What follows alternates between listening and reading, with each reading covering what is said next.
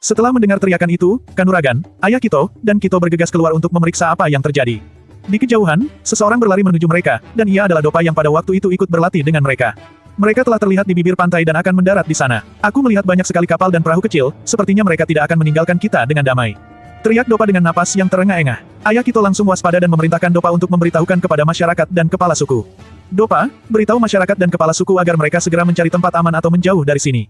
Rombongan bajak laut Somali ini sudah hampir sampai di pulau kita. Dopa langsung berlari untuk melaksanakan perintah ayah Kito. Sementara itu, ayah Kito, Kanuragan, dan Kito beranjak untuk melihat di sekitaran bibir pantai. Marilah, kita lihat apa yang terjadi di pantai, kata ayah Kito dengan suara yang serius. Kanuragan dan Kito mengangguk dan mengikuti ayah Kito menuju pantai. Mereka berhati-hati dan waspada, siap untuk menghadapi apapun yang akan terjadi. Setelah sampai di pantai, mereka melihat di kejauhan bajak laut Somali yang akan segera mendarat di tepi pantai.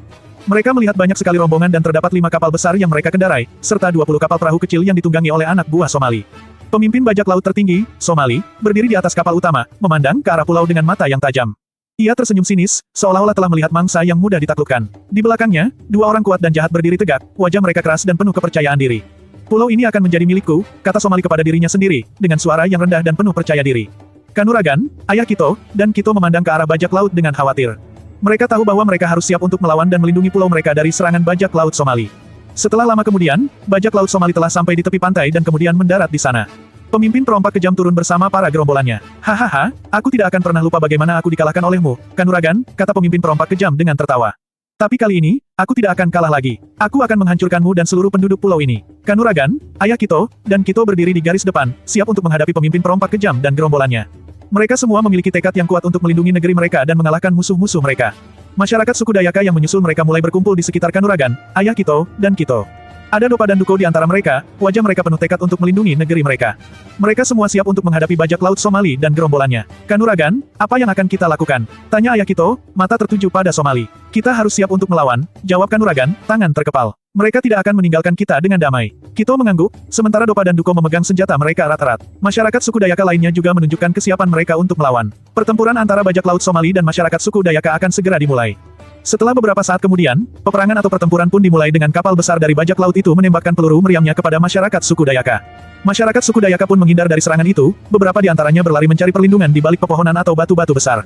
Beberapa masyarakat suku Dayaka membalas serangan bajak laut dengan melemparkan tombak yang diarahkan ke kapal bajak laut itu. Tombak-tombak itu melesat di udara, beberapa di antaranya mengenai kapal bajak laut dan menyebabkan kerusakan. Pertarungan sangat sengit, masyarakat suku Dayaka dan anak buah bajak laut saling menyerang dengan tombak dan pedang. Suara dentingan pedang dan teriakan perang memenuhi udara. Kanuragan, ayah Kito, dan Kito bertempur dengan gagah berani. Mereka menggunakan kemampuan bela diri mereka untuk menghadapi anak buah bajak laut. Sementara itu, Somali memantau pertempuran dari atas kapal, ia memberikan perintah kepada anak buahnya untuk terus menyerang masyarakat suku Dayaka. 2 orang kuat dan jahat yang berdiri di belakang Somali juga memantau pertempuran dengan seksama, mereka siap untuk turun ke medan perang jika diperlukan. Kemudian, pemimpin perompak kejam itu yang dulu pernah dikalahkan oleh Kanuragan dan ayah Kito terlihat turun dari kapal. Ia membawa 2 orang yang besar bertopi besi dan bertanduk seperti banteng. 2 orang besar ini terlihat sangat kejam dan kuat, mereka juga adalah bagian dari pemimpin bagian dari bajak laut itu sendiri. Hahaha, aku akan menunjukkan kekuatanku kepada kalian, kata pemimpin perompak kejam itu dengan suara yang keras. 2 orang ini adalah anak buahku yang paling kuat, mereka akan menghancurkan kalian semua. Saya akan menghancurkan mereka semua, kata salah satu dari 2 orang besar itu, yang bernama Guras.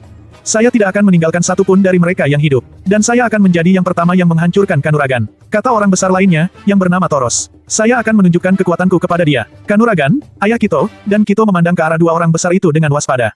Mereka tahu bahwa 2 orang ini bukanlah lawan yang mudah, mereka harus berhati-hati dalam menghadapi mereka.